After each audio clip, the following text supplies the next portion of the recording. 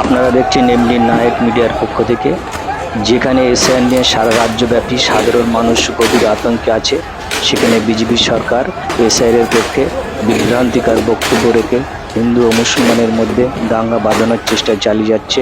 তার পরিপ্রেক্ষিতে সাধারণ মানুষ ক্ষিপ্ত হয়ে সেখানকার মঞ্চ এবং চেয়ার টেবিল আগুন দিয়ে ধরিয়ে দিয়েছে। তার চিত্র আপনাদের সামনে তুলে ধরলাম। আপনারা দেখতে পাচ্ছেন সাধারণ মানুষ ক্ষিপ্ত হয়ে চেয়ার টেবিল পতাকা সবই পুড়িয়ে দিয়েছে।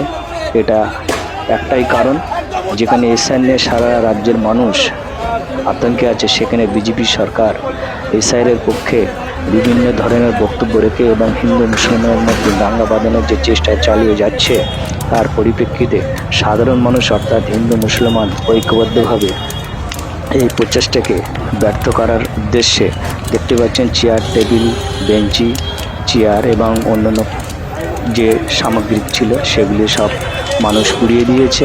তার একটাই কারণ, সারা রাজ্যে যে শান্তির বাতাবরণ চলছে তার মধ্যেই বিজেপি সরকার অশান্তি বাঁধানোর চেষ্টা করছে এবং যারা প্রকৃত ভোটার তাদের নাম লিস্ট থেকে বাদ দেওয়ার প্ল্যান করেছে এবং সেই প্ল্যান করার পরে যে সাধারণ মানুষ ক্ষিপ্ত হয়ে আজকে দেখতে পাচ্ছেন তার প্রতিফলন ঘটেছে।